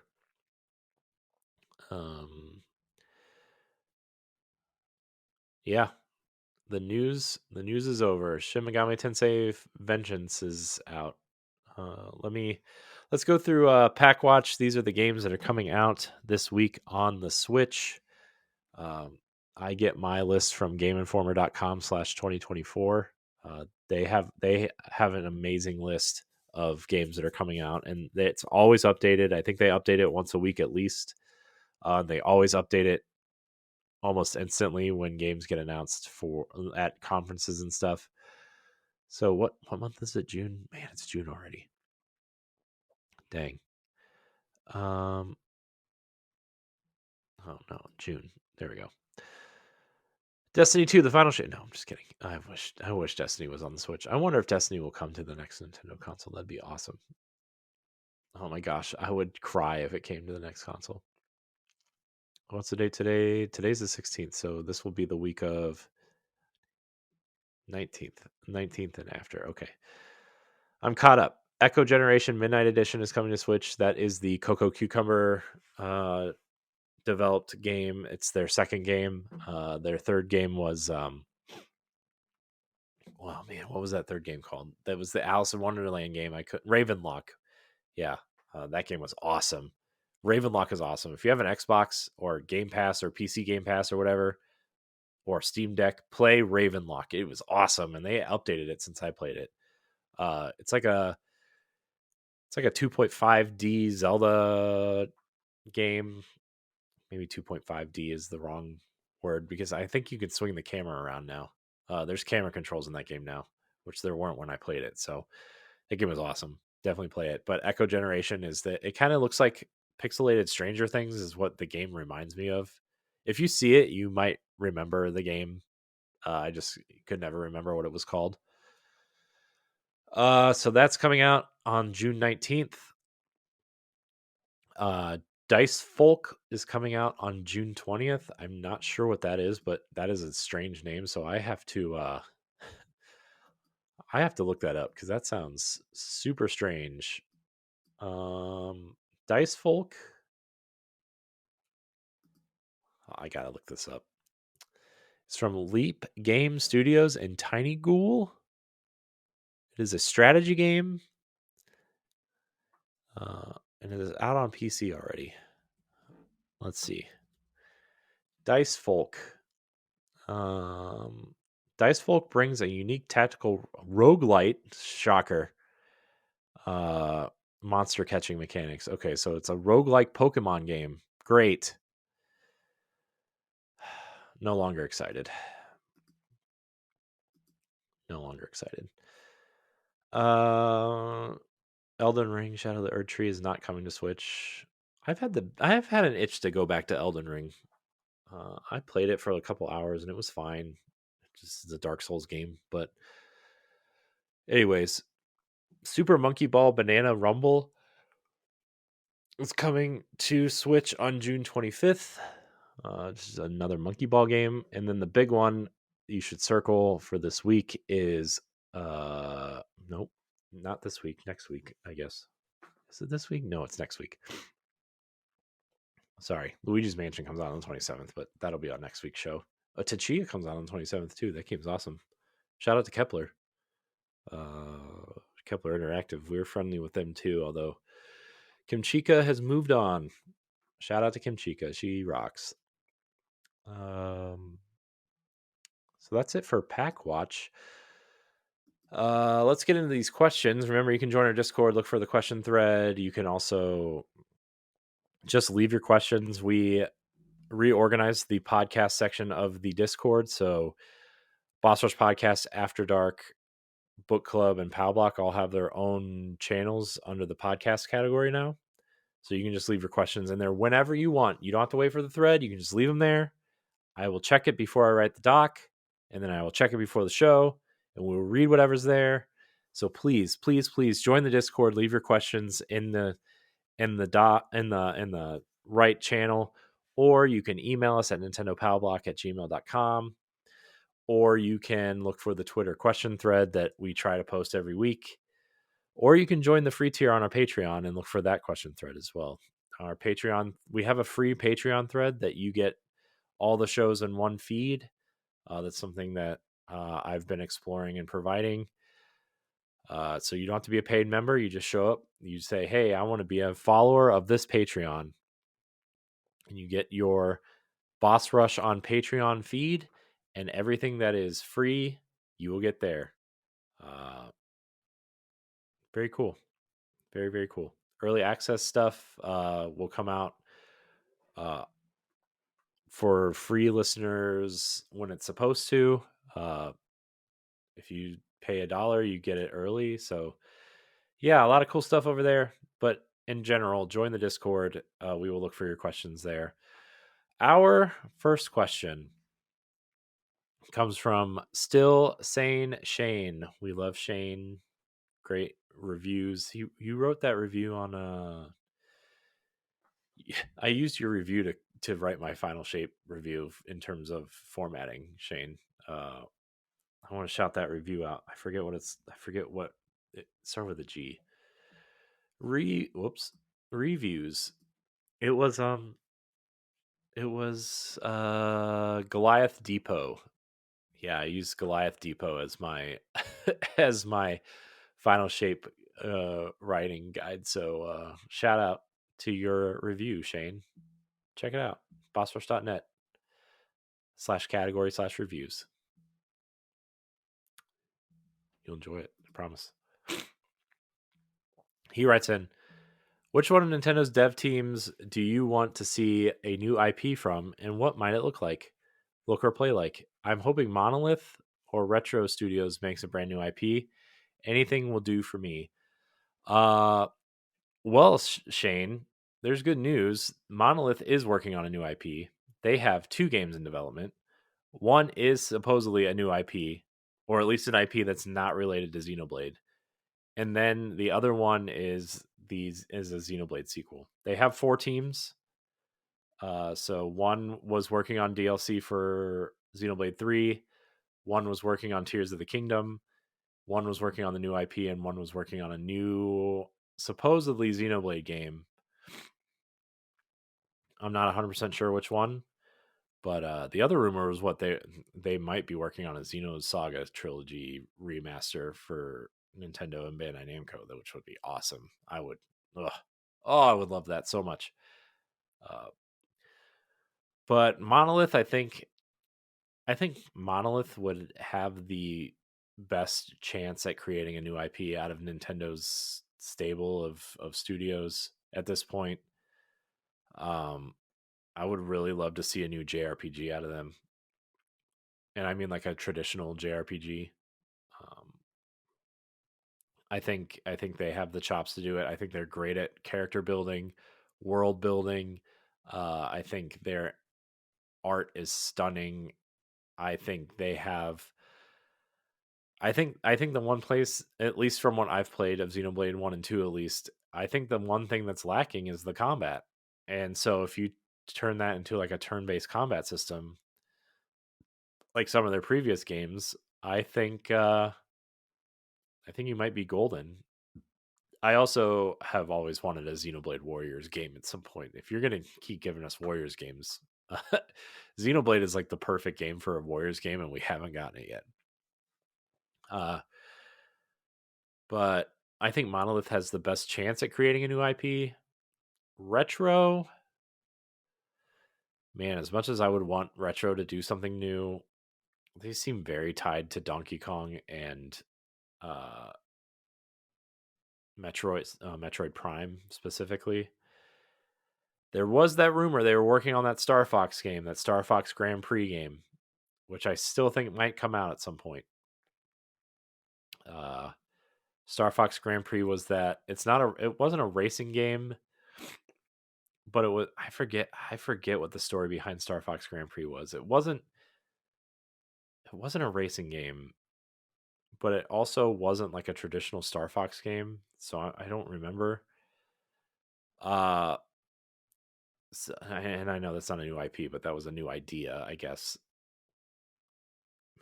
Man, man, you know what game retro would really be great at doing would be the Conduit. Shout out to Block's game reviews. If you haven't watched his video on the Conduit and the Conduit 2, loved it, love it. The Conduit is an underrated Wii series. Well, underrated. Maybe it's not underrated. The first game was very good. The second one got really weird, right? When you see old George Washington and Abraham Lincoln reach through a portal in spacesuits and tell you to come help them save the universe. It's a little weird, but also they made Codename Steam, so what do I know? The Conduit, though, is a really cool Wii first-person shooter.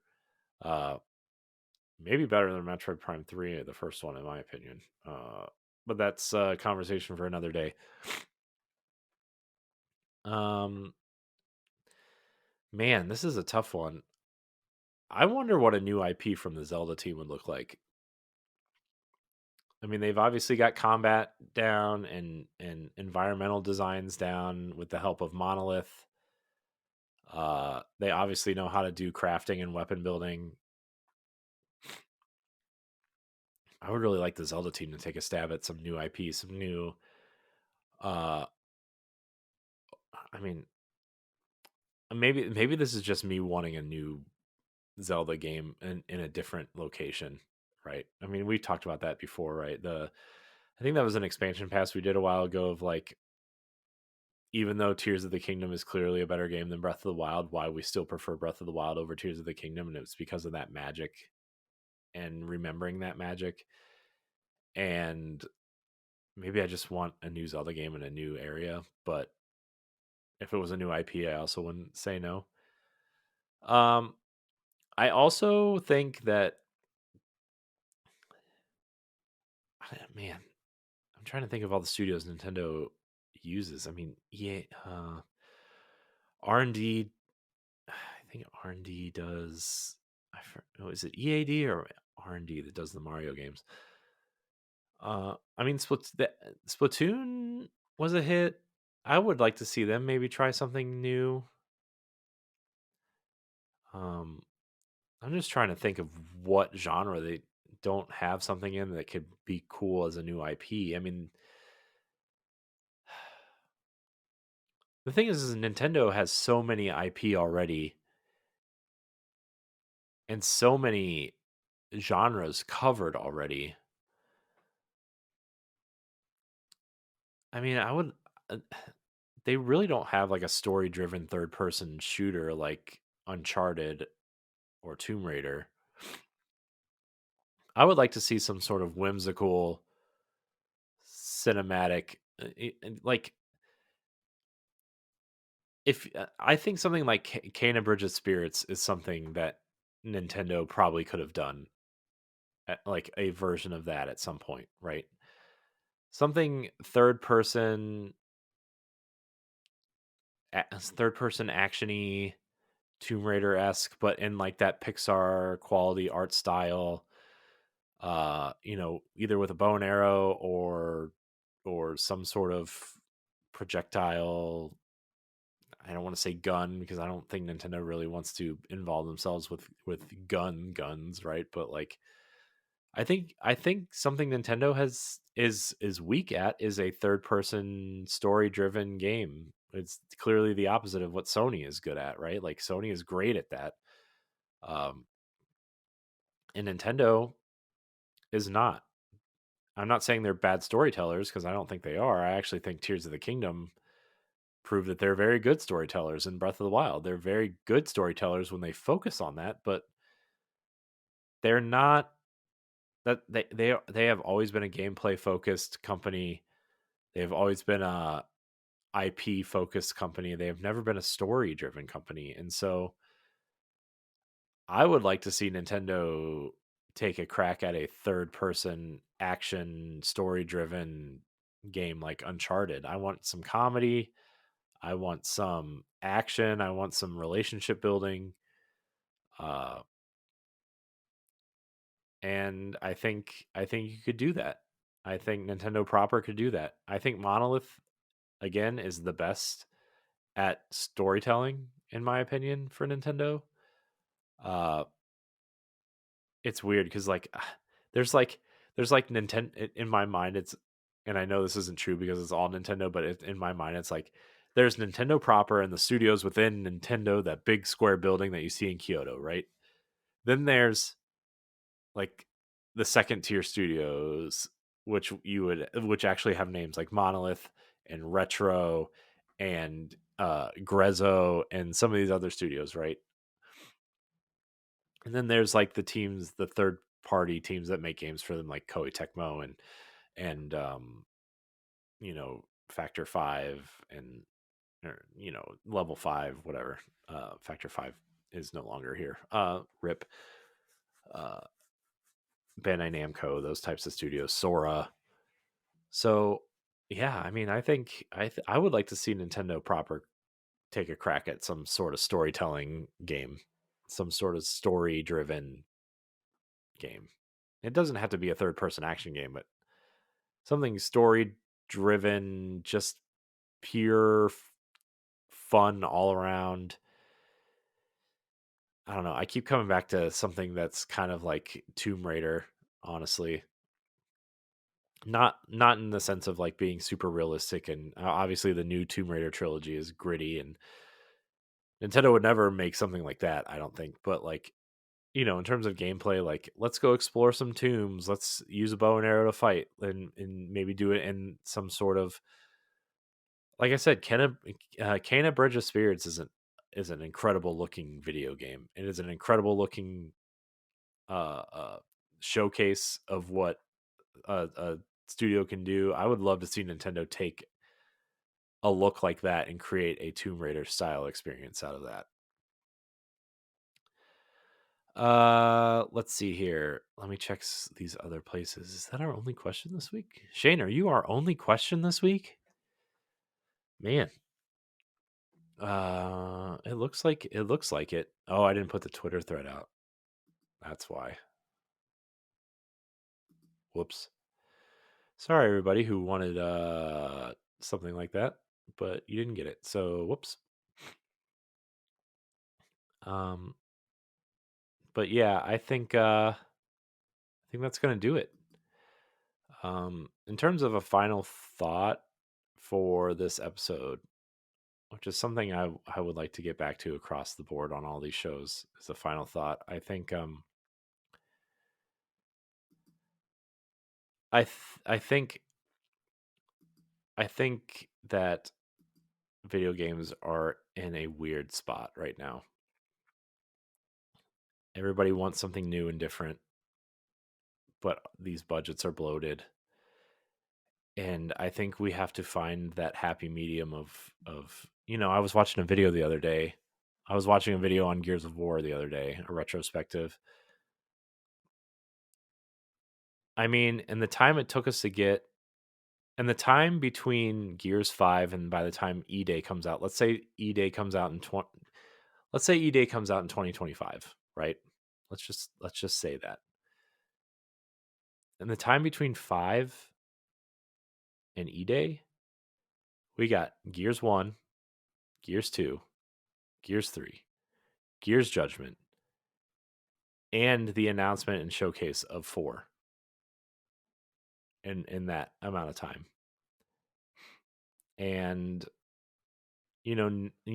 I think the reason why we're so nostalgic for these older generations of video games is because we would get the whole story, or at least most of a story, across one generation. Like Kingdom Hearts 1 and 2, those games are so like, people love those games. In Chain of Memories, like, all those came out within like 4 years of each other, all three of those games. Of course you're going to have nostalgia for that. And then, Birth by Sleep came out like a year or two later, and then we got all these spin-offs and everything, and like I think the reason why people become so attached to these characters, especially from a time like that, and why, again, I'm going to use Gears of War as an example. People are excited to go back to Dom and Marcus for Gears of War is because we spent so much time with those characters on the Xbox 360 to the point where like we were sick of them by the time Judgment rolled around and Gears 4 was announced, and it was like, and now you look at something like, and I think the only company right now that's doing a great job of doing and putting games out to make people care about the universe is Insomniac. Spider-Man's getting new games every 2 or 3 years, and like, yeah, one of them was like an interstitial before two, but like they're still putting something out, right? I mean, Miles Morales is arguably, not arguably, definitively, in my opinion, the best one. Um, there's no bloat. And it's a nice tight 6 hour experience. And anyways, I think the reason why these games, why people aren't becoming attached to characters, and why things like, you know people get disappointed when things don't come out, or things get announced and take so long, or I mean, look how many games Microsoft has announced over the last 5 years. How many of them have come out? Three of them, four of them. And like, Hellblade is like the first domino of this new batch of games, and 2024 and early 2025 is stacked for Microsoft. But like, there were years we didn't get games, entire years. What was it, 2021? We had a huge slate of games from Microsoft: Flight Simulator, Gears Tactics. Well, no, Gears Tactics was 2020. No, Flight Simulator, Psychonauts, Halo, and Forza Horizon 5 all came out in the same year for Xbox, among other games. The next year, 2022, there was nothing to play it on Xbox. I mean, there was, but nothing significant. And we didn't get anything until Hi-Fi Rush with Shadow dropped. Right? I mean, yeah, you got DLC for Forza Horizon, but Hi-Fi Rush with Shadow dropped, and it was a huge hit, right? Redfall, whatever. Some people like it, some people don't. I don't think I stuck around long enough to make a clear judgment of that. What I played wasn't very good. I also only played the first couple hours, and the game also crashed on me twice. That was when it launched.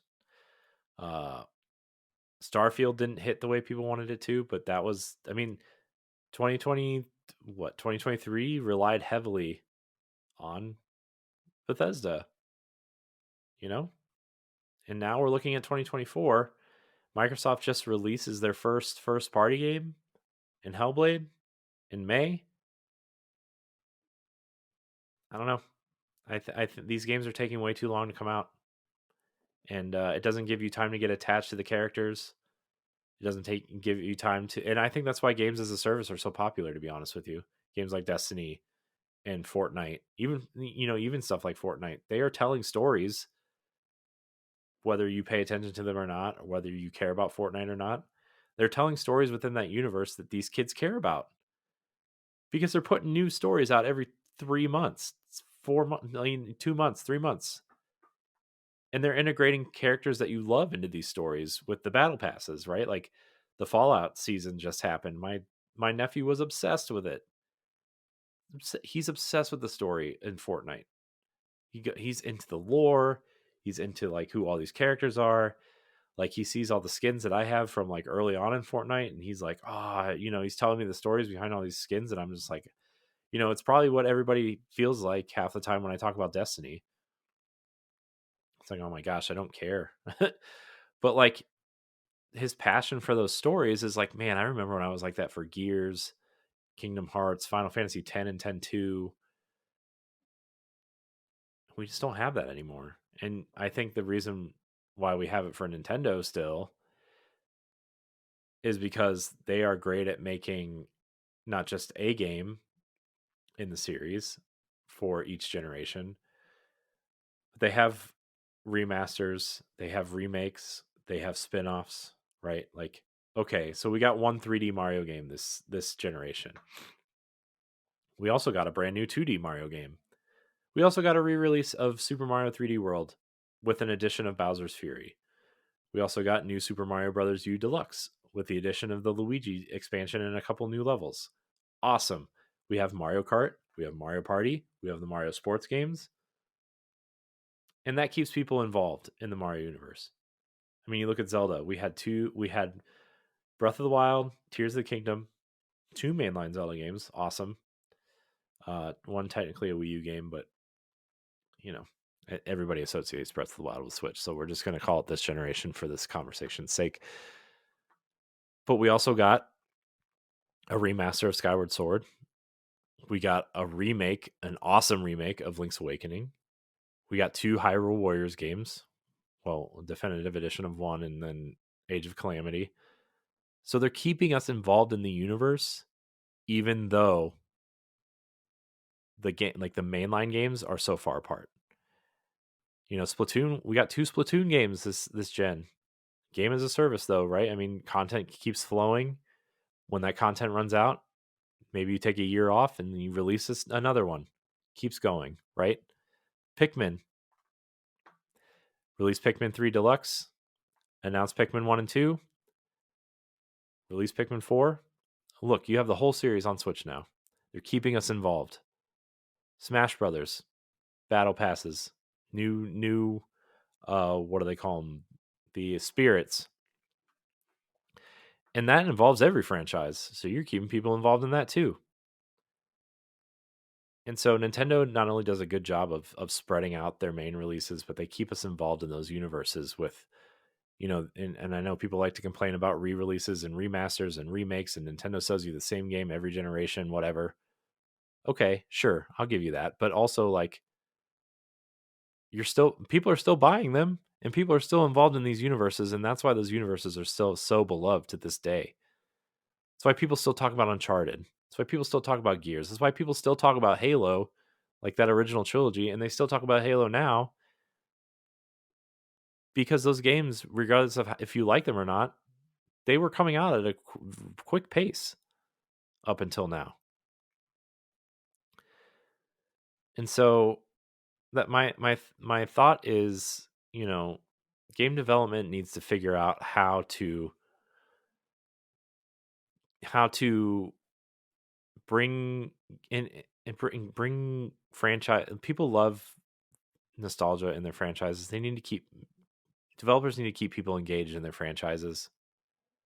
People need to keep people engaged in uh, the characters that they are trying to get people to like, and people are complaining that Horizon is, for Sony, right?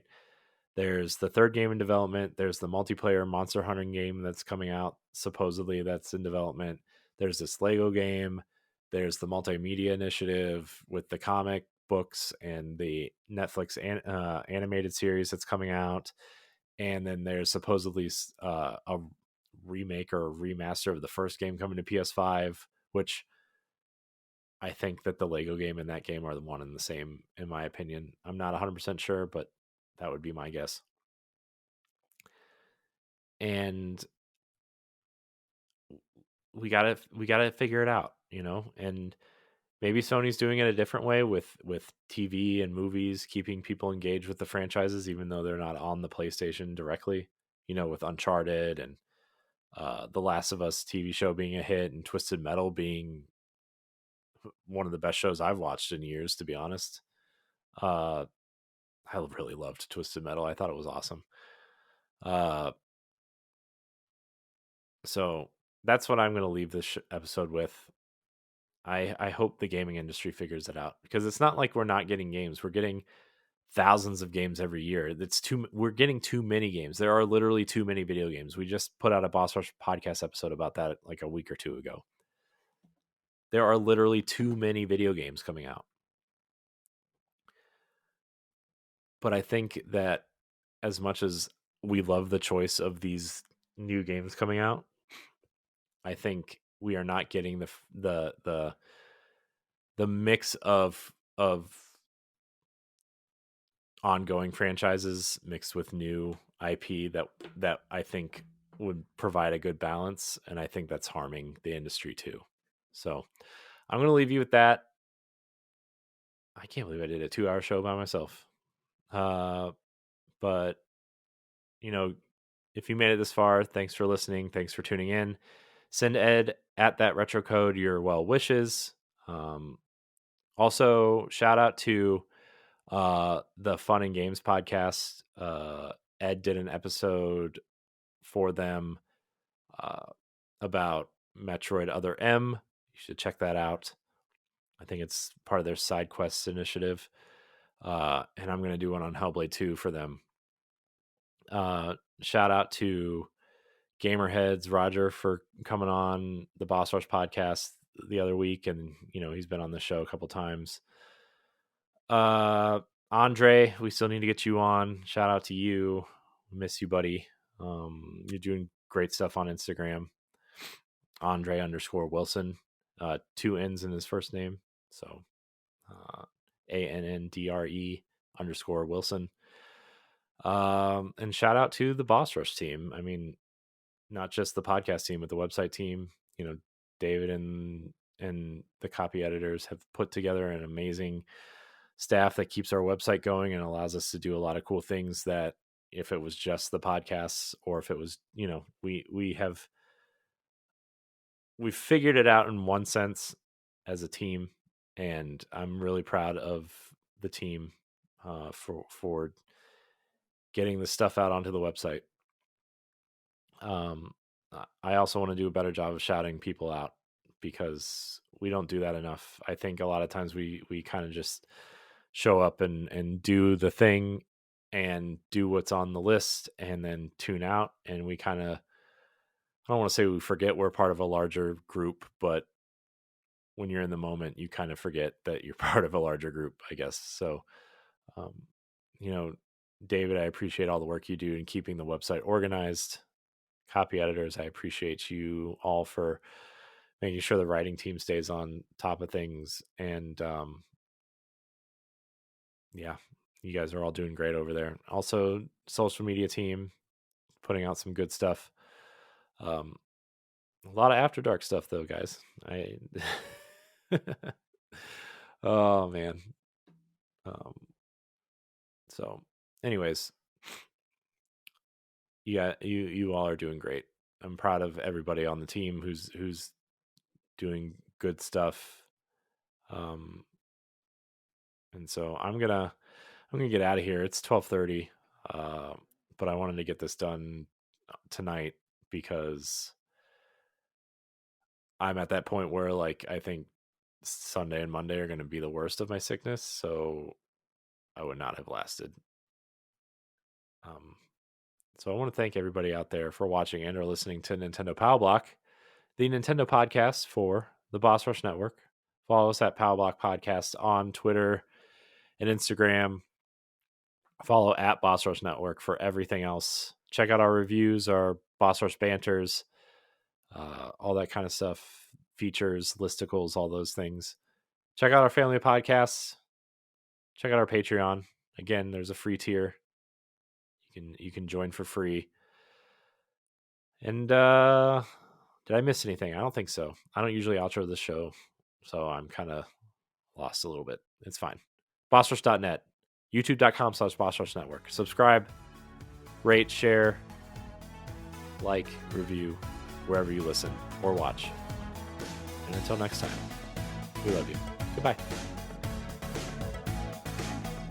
If you want to see how you can become a Patreon producer, head on over to patreon.com/BossRushNetwork. The Patreon producers for this month are Adriel Munger, Austin Campbell, Celeste Roberts, Christian S., Sana Dierig, Francisco Santillan, Matthew Keel, and Todd Oxtra.